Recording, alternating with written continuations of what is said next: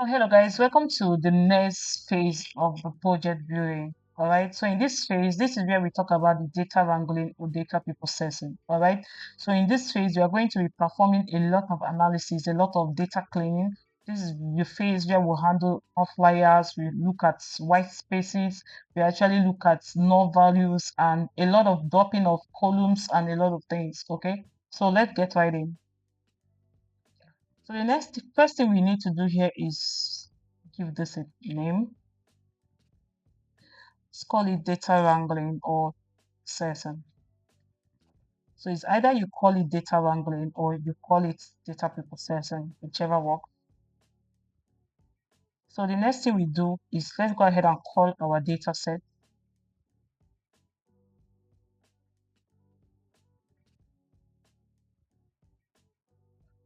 Okay, so before we move forward, the next thing I would like us to do is I would actually like us to evaluate this data, try to actually understand each columns in this data. So let me just go ahead and say first 20 rows. So now as you can see, let's look at the segment, okay, the segment column, okay. So it simply means that this company has different segments in which they operate. Like we have the government, the mid markets, we have the channel partners, we have the enterprise, the small business, and so many of them. So country. So it simply means that this company actually operates across different countries. All right. As you can see, we have Canada, Germany, France, Mexico. We have United States of America and the rest of them. Now let's go to the product column. So as you can see, when you go to the product column, you can see that this company has different products, okay, that they actually deal on. Okay, as you can see, they actually have different products, Montana Passio. They actually have different products that they deal on. Now, this discount band could mean the level of discounts that is actually given by the company. Okay. Now we can have none, low, middle, or high. Okay. As you can see, we have the unit sold, the manufacturing price, the sale price, the gross sales, the discount. Now I want you to pay attention to this discount column. All right. So if you look at this discount column, you will see that there is actually something wrong with this column. As you can see, we have this dollar minus sign that we have to actually get rid of. We actually have to work on it. Okay. Now, the next thing we will be looking at is you see, we have the sales column, the cost of goods sold, the profit. Now, I want you to pay attention to this column where we have the date, the month number, the month name, and the year. All right. So for the case of this analysis, I'll be making use of the month name alone. I will not be making use of the year. I will not be making use of the month number or the date. All right. So I'll be making use of the month name alone. So which simply means that we will have to drop the month number, the year, and the date. All right. But for the meantime, I will not be dropping the date. Okay, because there is something I will want to show you with the dates. All right, when we go further, there is something I would like to show you about the dates. All right, so let's just go ahead and drop the month number and the year. All right, so let's go ahead and take this out, run it, and go ahead and drop this df1 dot drop columns is equals to. Let's just go ahead and copy this.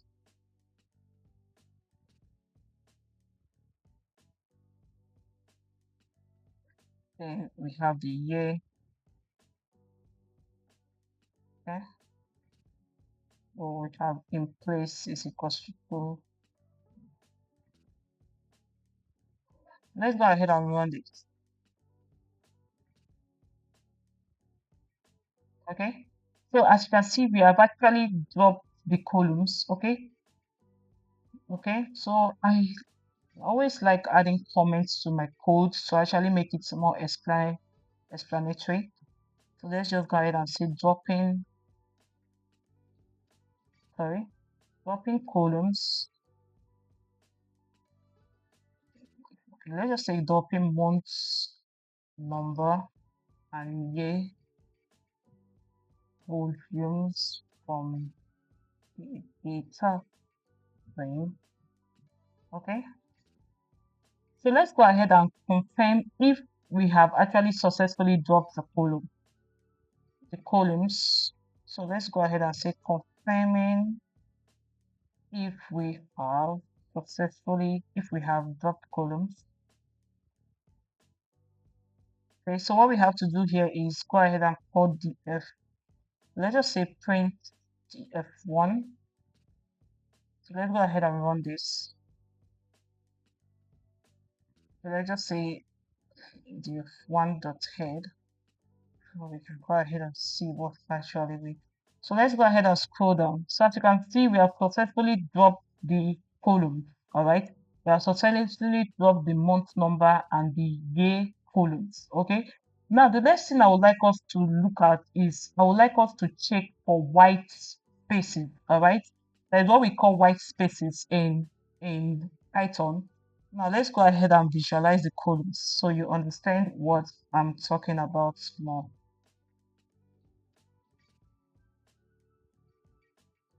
Okay, one. Okay, so when you look at this now, when you look at this properly, all right, you will see that we actually have some spaces, okay, in between some columns. This is what we call white columns in Python. All right, so when you look at this cell, you can see that there is a white space between here. All right, there's a white space between this. There's a white space, there's a white space, there's a white space, there's a white space, there's a white space. Now, some people will ask, what does white spaces actually do? All right. So white spaces can actually pose as challenges when performing your analysis because when you call any of these columns now, it will not be callable because of these white spaces between it. Okay. Now let's go ahead and say df1. Now let's say month name. Now let's go ahead and run this and see what it gives us. You see? Okay, sorry, df1. Okay, so as you can see, it's giving us an error. Month name.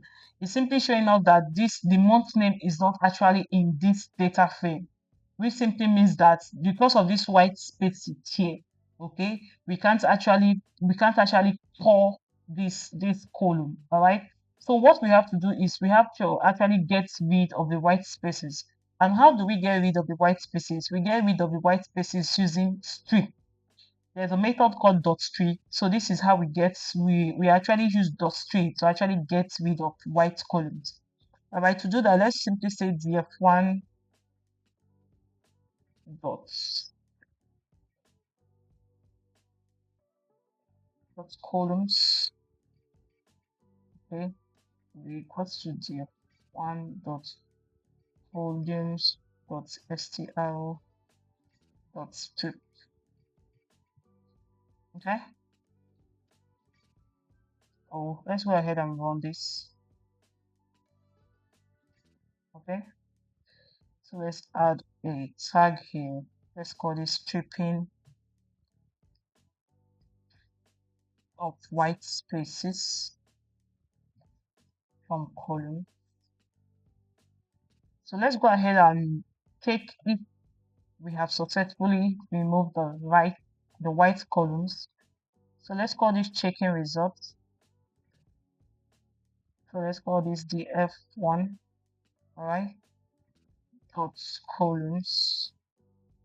So let's go ahead and run this. So as you can see, when you look at this now, you can see that we have successfully stripped the columns of white spaces.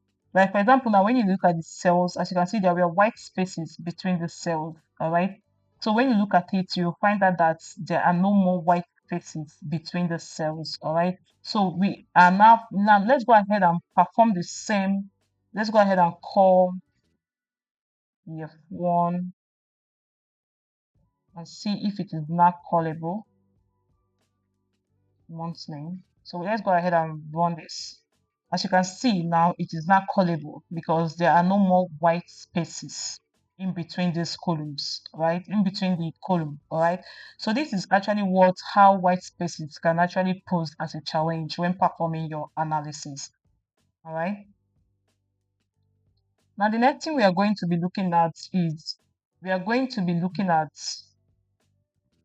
the data types, all right? Let's get more info on our data. Okay, sorry, DF1. I'm always forgetting the DF1, so sorry. So now let's properly take a look at the data types. Okay, but before that, let's look at our data frame first. Let's move this up and let's call data frame. Okay, let's say the dot head.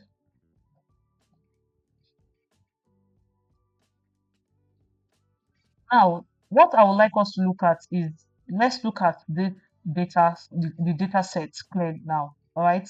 Now this is showing us that we have no null values here, right? And this is showing us the data type. This is giving us object, object, object, which is simply telling us that all these data sets are categorical data, which is incorrect. Because, for example, when you look at the unit sold, all right, this is unit sold, then this is unit sold here. It is telling us that unit sold is a categorical data, which is incorrect because unit sold is not a categorical data. Unit sold here is actually a float, all right? Now, these are the same thing it is giving us for manufacturing price, the same thing it is giving us for sell price, the same thing it is giving us for gross sales and the rest of them, which is incorrect. Okay. Now, the first thing I would like us to do is to change this data type. All right. To change this data type. So I'm going to write a loop. Okay. A loop we are going to use for loop to actually loop through this data type to actually change the data types from objects, all right, to their original data type. Okay. So this is going to be a long code. So what I will do is I'll just go ahead and to make this faster, I'll just go ahead and write this code and bring it down. All right. So this is the code we are actually going to be using to convert the columns to their appropriate data type. All right. So first of all, the first thing I did was I created a variable, I assigned the columns, all right, that we are trying to actually change to the appropriate data type. I assigned them a variable called convert columns. Okay. So as you can see here, the next thing I did was we actually use loop. Okay, for loop, we actually looped through these columns, okay, to actually change their data types to their appropriate data type. All right. So I'll be explaining this codes, okay. So the first thing I did was I removed non-numerical characters, okay, except for periods from the columns, okay, using regions, okay. If today is the first time you're hearing about the regions, okay, I actually made a full video talking about regions and actually performed a lot of analysis using regions, okay. So as you can see, we will go through our data sets. As you can see that we have a lot of non-numerical signs that cannot be used for analysis, like the dollar sign, the comma, and the dollar minus sign. So I actually got rid of them using regions. Okay. The next thing I did was I replaced empty strings with NaN values. All right. So using empty dots and NaN. All right. So when you go through here now, all right, you will see that we actually have columns. Like when you look at these discount columns and other columns too, you will see that we actually have empty columns. All right. Like when we replace these columns now, when we replace this, when we eliminate this dollar minus sign, okay, you will find out that these columns will become, these rows rather will become empty.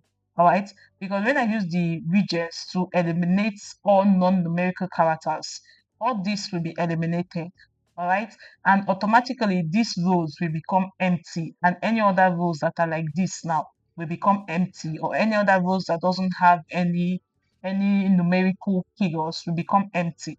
All right, so what I did here was I replaced all the empty columns that we would have with NIN, all right, which is missing values. Okay, then dot as type. Okay, if this is the first time you're hearing about dot as type, I have a full video on methods in Python.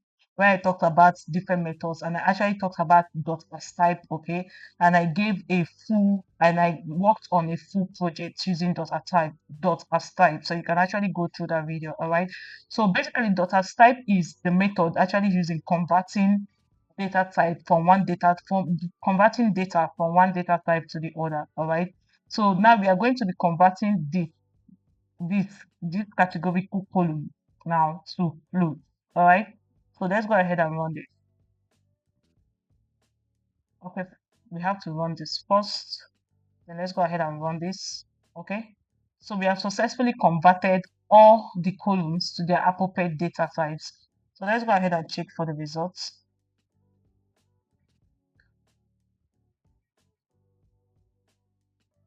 So let's go ahead and call one. So that's head, please.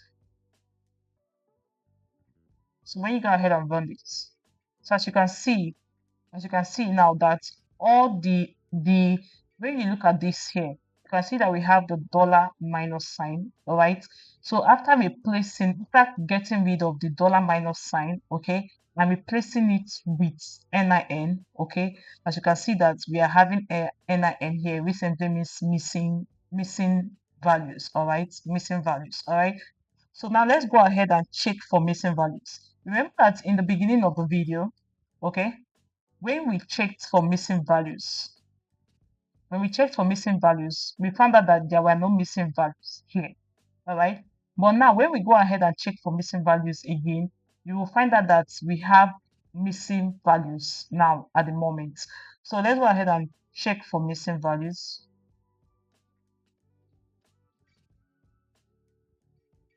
Let's say df1 dot it's null dot it's null dot sum. So let's go ahead and run this. So as you can see, we actually have missing values now. As you can see, the discount column has a total of 53 missing values, and we also have missing value in profit column. All right. So before handling the missing value, all right. So if you remember at the beginning of the video, I actually imported missing null, and I actually mentioned that missing null is actually used to actually visualize the pattern of missingness. All right. Okay, so this is incorrect. That should be MSNO. All right. So what we have to do is we actually have to use that missing null to actually visualize the pattern of missingness. As you can see, we now have missing values. Discount we have 53, and date and profit we have 5 missing values. Now to do that, what we have to do is msno.bar. So the data frame, which is the F1. All right. So let's go ahead and run this. So when you run this now, as you can see that this is the pattern of missingness has actually been visualized, right? Now, when you look at segments, remember that we have a total of 700 columns and 16 rows, correct? All right, even though we have actually dropped some rows, some columns, right? But remember we have 700 rows, okay? So when you look at the segments now, you can see this is 700, 700, 700. So for whichever column that is up to 700 rows, it simply means that we have no missing values in those rows. But when you come to discount now, you can actually see that it is 647 instead of 700. So which simply means that we have a missing value of 53. Because when you do 700 minus 647, you're going to have 53. Okay. So now when you look at this too, when you look at profits, okay, you can see we have 695 here, which simply means that we have a total missing value of 5, okay? Because when you do 695 minus 700, it gives us a total missing value of 5, all right? So this is what missing node does, okay? It's actually used to visualize the pattern of missingness. So it actually helps us to better understand our missing values, okay? Now, the next thing we have to do is let's go ahead and handle our missing values, all right? So to handle our missing values, okay, we use final, okay, dot final, okay? So it's a method used for handling missing values, all right? So we actually have various methods of handling missing values. You can actually handle missing values by filling it with the mean. You can fill it with the median of the column. but you can fill it or you can handle it using B fill or F fill, which is called the forward fill or the back fill. Okay, so I'm going to create another video thoroughly explaining the B fill method and the F fill method. All right, so let's go ahead and handle our missing values. Okay, as you can see, we have missing values for discount and profit. Okay, so let's say handling missing values for discount. All right, so this will be equals to the elf discount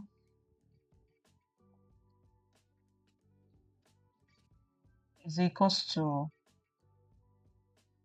the the F1 discounts dot final method is equals to bfill. So let's go ahead and run this.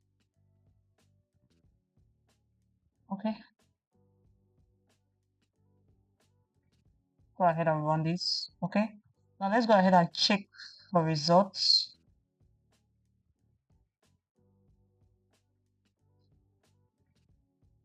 Let's just go ahead and handle the missing value for profit before checking for the results. The missing value for profits. Okay, so the F1. Okay, to save time, let's just copy and paste this. And let's just change this to profits. Just to profits. Then let's go ahead and run this. Now let's go ahead and check for results.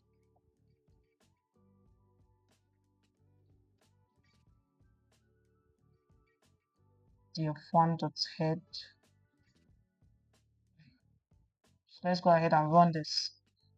So as you can see, the missing values has actually been replaced. Okay, when you look here now, this, all right, so as you can see, the missing values has actually been replaced following the bfill method. I'll make a video on bfill and ffill method and I'll attach it. Okay, I'll attach it to this to these videos. All right, so now let's go ahead and check for missing values. Checking for missing values.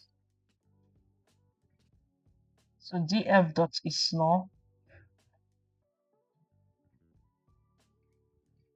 dot is not dot sum. So when we go ahead and run this, okay, df1. So when you go ahead and run this, you will see that we don't actually have any missing values. Okay, at the moment, we have successfully handled our missing values. Okay, so the next thing we are going to be looking at is handling our outliers. So now we are going to be handling our outliers. So outliers are actually extreme values in our data set. So when we talk about outliers, we need to understand that outliers affect just our numerical columns. Outliers, the categorical columns has nothing to do with outliers, okay? Outliers are extreme values, all right? So basically it deals with the numerical columns and not categorical columns. Okay, so the first thing we have to do is, let's call this handling outliers.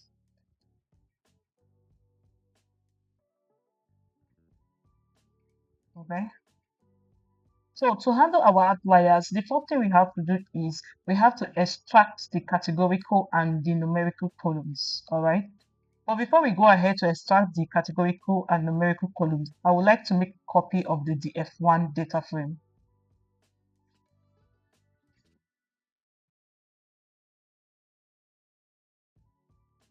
Go to the one dot copy.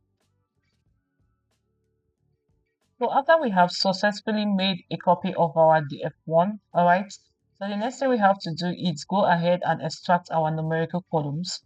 Okay, so do that. Let's say extracting the numerical columns.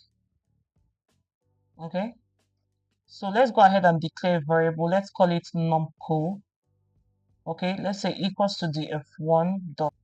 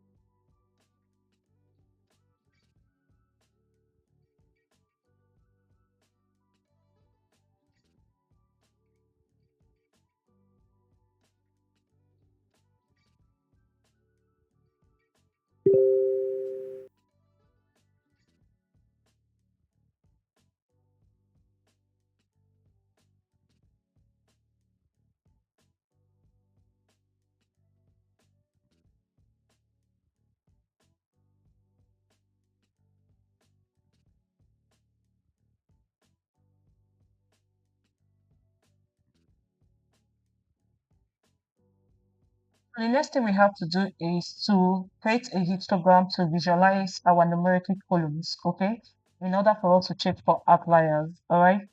So to do that, the let's say creating numerical columns, creating numerical columns for numerical, creating histograms, please. Creating histograms for numerical columns.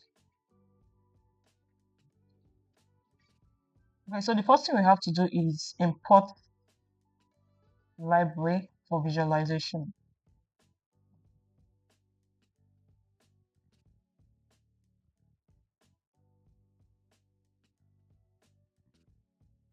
So for Matplotlib,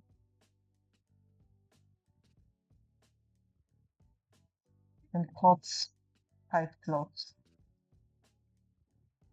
as PLT. Okay, then let's go ahead and create create histogram. Okay, so num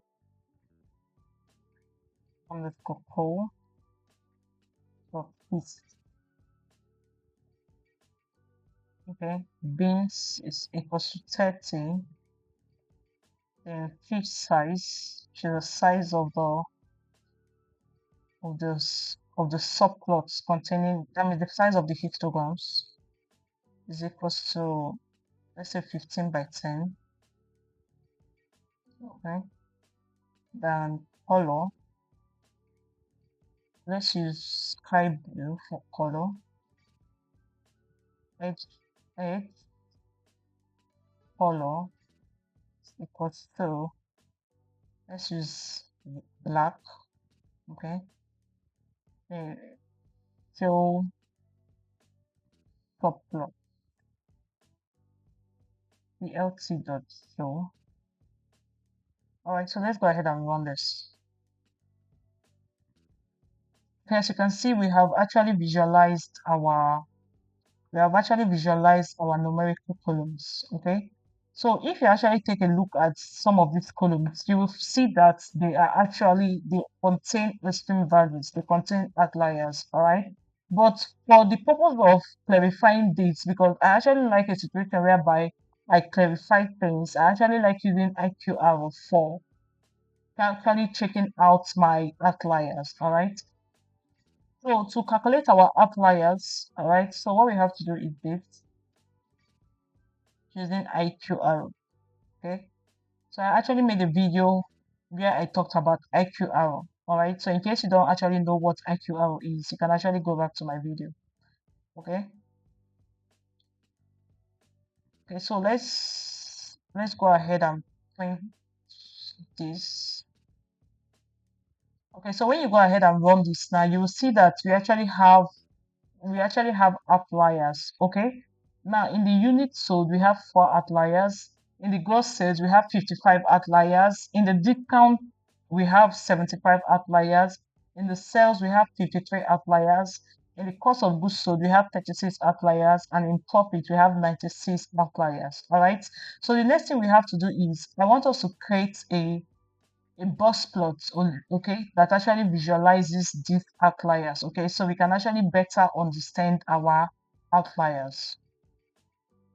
Okay, so this is how we are actually going to visualize our outliers using the box plot. Okay, as you can see, this is simply the figure size is 12 by 6. Okay, then we are using cbom for this box plot. Okay, so data is equal to our num pool. Okay, this is simply the colors, we are using viridis. Okay, then on the title we are calling it distribution of numeric distribution of outliers. Okay, let's call this repair of outliers. All right, so rotation s6. Okay, rotation 45 plt dot show. So let's go ahead and visualize this. All right, so when you visualize this, you'll see that we have outliers. Okay, so these are our outliers. As you can see the outliers here.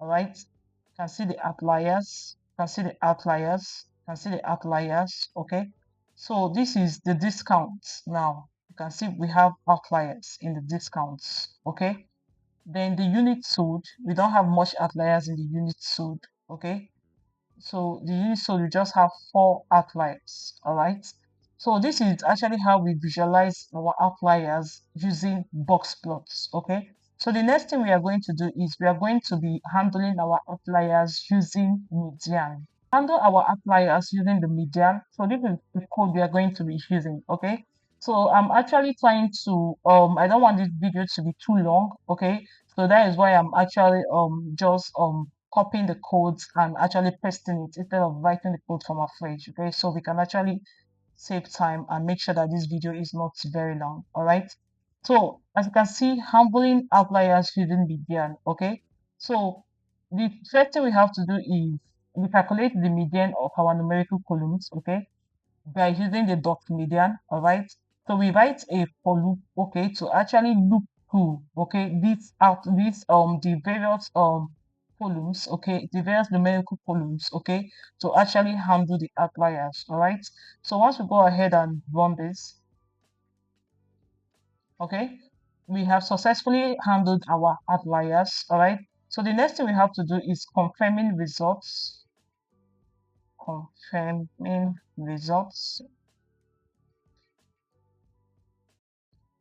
so to this, we actually just have to create another box plot. All right, so let's just call it handled outliers diagram. Okay, so let's go ahead and run this. So when you go ahead and run this, you will see that our outliers has been handled. All right, when you compare these two diagrams now, okay, so when you look here, you see that the outliers has been successfully handled. Okay, see that the outliers has been handled. Okay, so we have successfully handled our outliers. All right, so after handling our outliers, the next thing we have to do is concatenate our numerical and categorical columns. Okay, so we can actually use it or the data frame, okay, for our exploratory data analysis. All right, concatenating categorical and numerical data frame. Okay, so to do that, we have, let's call it df3 is equals to pd dot concat. Okay, so let's call this is numco cat co as is equals to 1. Let's go ahead and run this. All right, so let's check for result df3 dot head dot head. Okay, so let's go ahead and run this. So as you can see, we have successfully concatenated the categorical and the numerical columns. Okay, so I want the categorical columns to come before the numerical columns. All right, so let's go ahead and say article number. So when I go ahead and run this, then run this again. So as you can see that the categorical column now come before the numerical columns. Okay, so this df3 is the data frame we are going to be using for our explanatory data analysis. Okay, we have come to the end of this phase of the project, which is our data cleaning. Okay, so in the next phase of this project building, we are going to be looking at our exploratory data analysis. Thank you so much for watching.